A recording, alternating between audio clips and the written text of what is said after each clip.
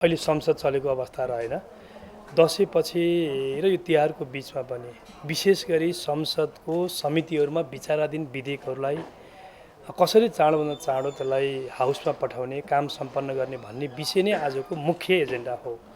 संसदमा त्यो 4वटा अधिवेशनहरू हामीले सम्पन्न गऱ्यौँ।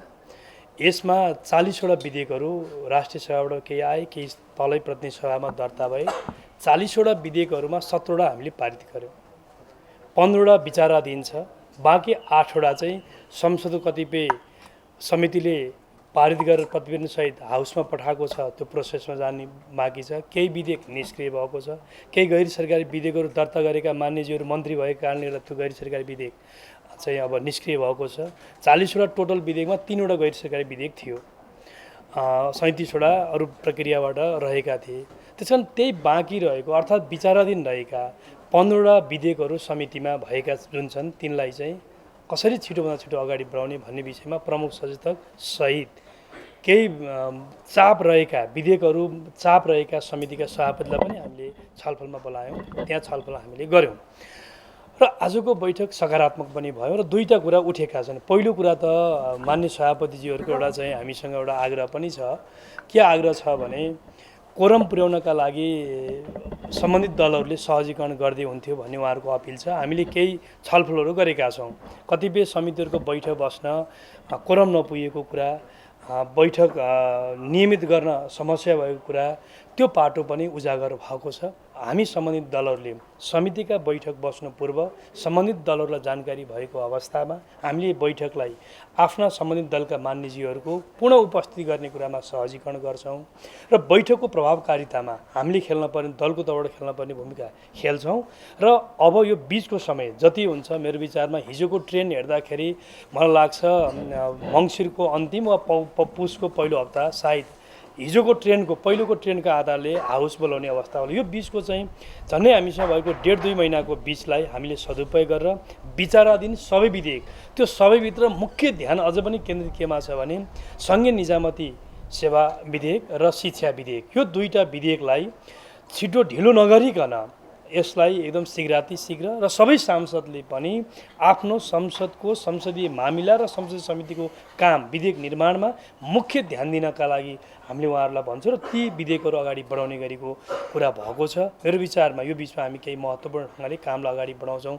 एउटा सन्दर्भमा यो कुरा टुङ्ग्यो। दोस्रो कुरा के भएको छ भने जस्तो हामीले केही मैत्री समूहहरू विभिन्न देशहरू, विशेष गरी हाम्रो पार्लियामेन्टले विभिन्न 44वटा देशका संसदसँग पार्लियामेन्ट्री फ्रेन्डसिप ग्रुप हामीले निर्माण गर्दै आएका छौँ। यो पटक पनि हामीले ती सबै देशहरूमा पार्लियामेन्ट्री फ्रेन्डसिप ग्रुप बनाइसक्यौँ।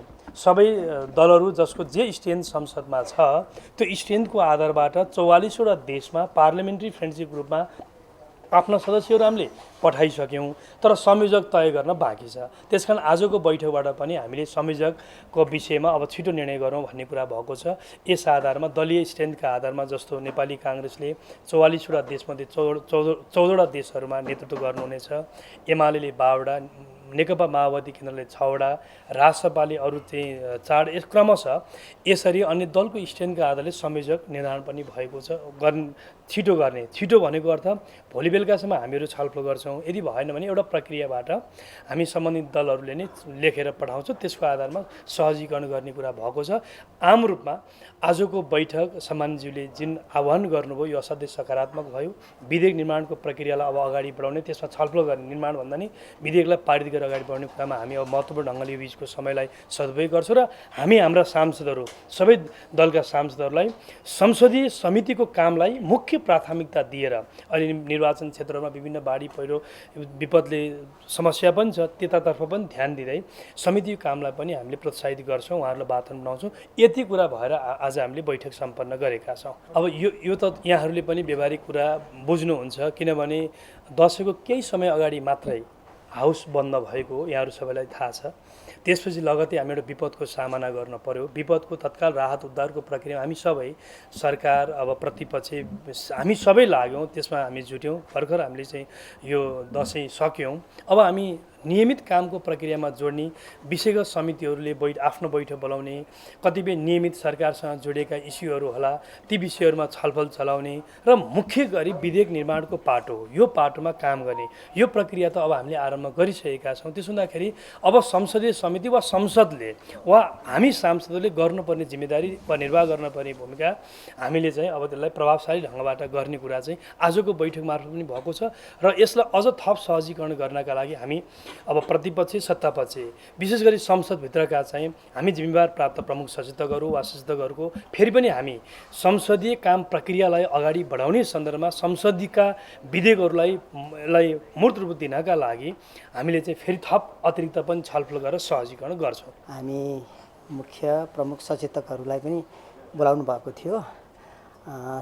विशेष गरेर विधेयकहरूलाई समितिबाट कसरी व्यवस्थित गरेर अगाडि बढाउने लगायत संसदलाई प्रभावकारी कसरी बनाउने भन्ने बारेमा चाहिँ हामीसँग चाहिँ सुझावहरू लिनुभएको थियो। त्यसैका आधारमा हामीले केही छलफलहरू गऱ्यौँ। यहाँहरूको केही भनाइ छ भनेदेखि सुझाव के दिनुभयो? दुई तिनवटा विषयवस्तुको बारेमा हामीले सुझाव दियौँ। एउटा समितिमा कोरमको बारेमा कुराकानी आएको थियो। हामीले के भन्यौँ भने यदि कोरमकै समस्याहरू कतै भयो भने समितिहरूका बैठक बस्नुभन्दा अगाडि सबै दलका प्रमुख सचेतक दल कार्यालयहरूलाई फलाना दिन समितिको बैठक हुँदैछ भन्ने कुराको जानकारी तपाईँहरूले दिनुभयो भने हामी आफ्नो तर्फबाट पनि पहल कदम गर्छौँ। एउटा सुझाव हामीले यो दियौँ।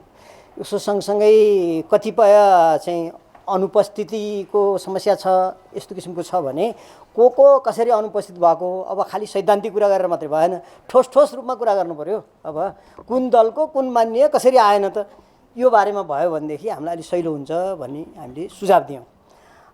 यसको साथसाथै हामीले अर्को सुझाव के दियौँ भनेर भन्दा हाम्रो त चाड अधिवेशन त गइसक्यो। पहिलो अधिवेशनमा दर्ता भएका कुन समितिमा बाँकी रह्यो? दोस्रो अधिवेशनमा समितिमा पठाएको विधेयक कुन समितिले गरेका छैन? अब त यसरी पनि हेर्नुपर्ने भयो नि। यो खालको हामीले सुझावहरू दियौँ। किन प्राथमिकता क्रम गर्दा पहिले चाहिँ आएका विधेयकहरू चाहिँ कसरी पछाडि गए भन्ने खालको हाम्रो विषयवस्तु। लामो समयको बारेमा अब समितिका जति पनि विधेयकहरू बसेका छन् तिनी चाहिँ कहिले दर्ता भए र ती कतिन्जेलसम्म त्यहाँ बसेका छन् त्यसको जवाफदेहिता समितिहरूले लिनुपर्छ। यसको आधारमा अब हामी अगाडि बढ्नुपर्छ भन्ने खालको कुरा भयो। सम्माननीय सभामुखज्यूले लास्टमा दलहरूलाई पनि हामीले चाहिँ जो सूचना दलहरूलाई प्रमुख सचेतक मार्फत दिनुपर्ने छ त्यो पनि हामी दिन्छौँ। कुन समितिमा कसको अनुपस्थिति भएको कारणले गर्दा कोरम नपुगेका छन् तिनका जानकारी पनि हामी गराउँछौँ र गराउनको लागि भनेर सचिवालयलाई निर्देशित गर्नुभयो र त्यसका आधारमा अब समितिका कामहरूलाई चाहिँ व्यवस्थित बनाएर अगाडि बढाउने बारेमा पनि कुराकानी भयो। विशेष अधिवेशनको माग तपाईँहरूले गर्नुभयो? अब यी सबै विषयवस्तुको बारेमा अहिले त्यहाँ केही कुराकानी भएन। आजको एजेन्डा नै खास गरेर समितिका सभापतिहरूसँग चाहिँ विधेयकहरूका बारेमा छलफल भएको कारणले आज अरू विषयवस्तु हो मैत्री समूहहरूका बारेमा पनि अब संयोजकहरू बनाउने बारेमा कुराकानी भएको थियो।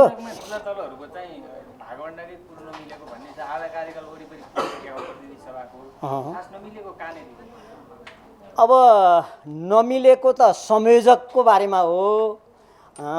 फेरि पनि अब सम्माननीय सभामुखज्यूले एउटा निश्चित समयभित्र दलहरूका प्रमुख सचेतकहरू मुख्य सचेतक बसेर छलफल गरेर हामीलाई दिनुहोस् भनेर भन्नुभएको छ। त्यसमा अब हामी अगाडि बढ्छौँ। सञ्जीव अलिकति फरक खास गरी यो विपदको बेलामा संसद चाहिन्थ्यो, त्यो संसद बोलाउनलाई सरकार चुक्यो, त्यसमा प्रतिपक्षले पनि केही तदारुकता देखाएन भन्ने छ। एकदम प्रतिपक्षको तर्फबाट त तपाईँहरूले हेर्नु पनि भयो होला।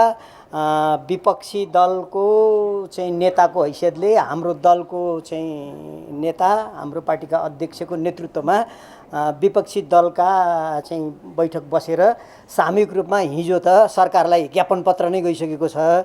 ज्ञापन पत्र मार्फत चाहिँ वास्तवमा सरकार भएको कुनै चाहिँ अनुभूति नै गरेन यस विपदको बेलामा। यस कारणले यो बारेमा त विपदको जसरी चाहिँ राहत, जसरी पुनर्स्थापना जसरी चाहिँ उद्धार गर्नुपर्ने थियो त्यो त सरकार भएको नै चाहिँ भएन। यो बारेमा त चाहिँ पहल कदमी मात्रै होइन कि ज्ञापन पत्र नै हिजो नै बुझाइसकेको विषयवस्तु भयो हुनाले त्यो आउने कुराकानी छँदैछ। सरकारको कुरा संसद पनि चाहिन्छ भन्ने छ भाइ। हो, अब संसद पनि एकदम आवश्यक पर्ने हुन्छ। संसद चाहिँ का लागि त अब यो फेरि सरकारले निर्णय गर्ने विषयवस्तु हो। सरकारले निर्णय गरेर अनि सम्माननीय राष्ट्रपतिज्यूले संसद बोलाउने विषयवस्तु हो। त्यसो कारणले यो सरकारसँग सम्बन्धित कुरा हो। हामीले हिजो ज्ञापन पत्र चाहिँ विपक्षी दलको तर्फबाट प्रस्तुत भएकै छ। यहाँहरू सबैसँग चाहिँ त्यो ज्ञापन पत्र सार्वजनिक भइसकेका हुनाले पुगेकै होला। त्यसका आधारमा हामी ती विधेयकहरूलाई अब आउने अधिवेशनमा अथवा 5औं अधिवेशनमा चाहिँ अनिवार्य रूपमा ती विधेयकहरूलाई सदनमा पेश गर्नुपर्ने भनेर एउटा निर्देशन नै दिनुभएको छ। खास गरी अर्को कुन समितिमा के समस्या रहेको छ, बैठक बस्दाखेरि कोरम नपुग्ने अवस्था, यो प्रमुख सचेतकज्यू, मुख्य सचेतकज्यू, सचेतकज्यूहरूलाई पनि बोलाउनु भएको थियो। आज खास गरी 5 जना समितिका सभापतिज्यूहरू र 4 जना मुख्य सचेतक सचेतकज्यूहरू र सङ्घीय सचिवालयका महासचिव, सचिवज्यू, सभामुख, उपसभामुख र मान्य मन्त्रीज्यू, कानुन मन्त्रीज्यूको उपस्थितिमा बैठक बस्यो। यसमा खास गरी हामी समितिका सभापतिज्यूहरूले कुन समितिमा कतिवटा विधेयक छ, त्यो विधेयक पास गर्नलाई के समस्या रहेको छ, अहिलेसम्म कति काम भएको छ र भोलिको दिनमा कति दिनमा हामीले पास गर्न सक्छौँ भन्ने जुन सम्मान्य सभामुखज्यूको जिज्ञासा थियो, त्यसमा हामीले आफ्नो स्तरबाट सभापतिज्यूहरूले आफ्नो स्तरबाट जवाब दियौँ। यसमा अब खास गरी सबै सभापतिज्यूहरूको कमन कुरा के थियो भने कोरम पुगिरहेको छैन। सदनको बैठक बन्द भइसकेपछि मान्यज्यूहरू प्राय क्षेत्रतिर लाग्नुहुन्छ, गृह जिल्लातिर लाग्नुहुन्छ। त्यस कारणले गर्दा यतातिर समितिको बैठक बस्न सभापतिहरूलाई अप्ठ्यारो छ।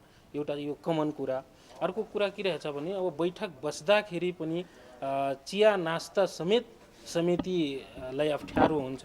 मान्यज्यूहरूलाई र सरोकारवाला बोलाएर छलफल गर्दाखेरि चिया नास्ता समेत दिन सक्ने अवस्था समितिको छैन। यसमा पनि गम्भीर रूपमा यो समस्यालाई समाधान गरिनुपर्छ भन्ने कुरा कमन कुराहरू यी कुराहरू आएका छन्। यसको अलावा पनि अब आफ्नो समितिगत हिसाबले पनि समस्याहरू रहेका छन्। अहिले संहिता कार्यान्वयनको कुरा रहेको छ। यो अवस्थामा सङ्घीय निजामती विधेयक चाहिँ पास गर्नुपर्ने, अहिले प्रहरी विधेयक ल्याउनु पर्ने, यो अवस्थामा के छ भने संविधान संशोधनको कुरा पनि बाहिर आइरहेको अवस्थामा यसलाई कसरी हामीले अगाडि बढाउने, जबसम्म यी विधेयकहरू पास हुँदैनन् समितिबाट, सदनबाट, जबसम्म ऐन कानुन बन्दैन तबसम्म संहिताको विषयमा कसरी हामी संशोधन गर्न जाने भन्ने एउटा मूल विषय पनि सामान्य सभामुखज्यूले राख्नुभयो। यस कारण पनि यी अहिले शिक्षा विधेयक समितिमा छ, सङ्घीय निजामती सेवा विधेयक पनि समितिमा छ।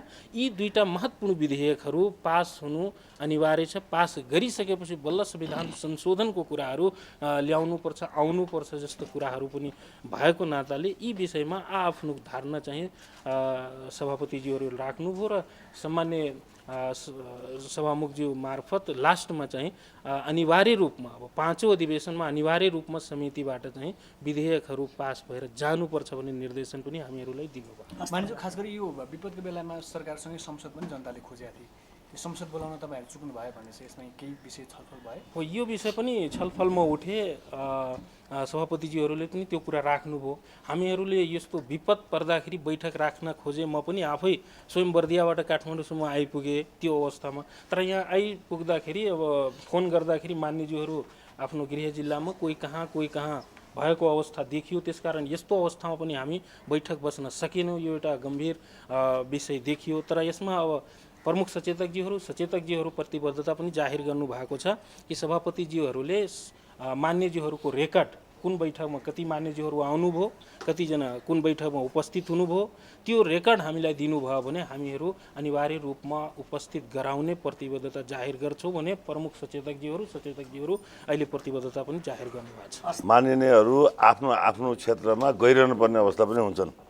जस्तो यत्रो ठुलो डिजास्टर भयो, अब नजाऊ भन्न सकिन्छ र सकिँदैन, जानुहुन्छ। अब दसैँ, तिहार, छठ लगायतका राष्ट्रिय पर्वहरू पनि छन् र यता धेरै विधेयकहरू समितिमा गएर अड्किरहेको अवस्था पनि छ र कोरम नपुग्दाखेरि त्यो अगाडि बढाउन सकिएको छैन।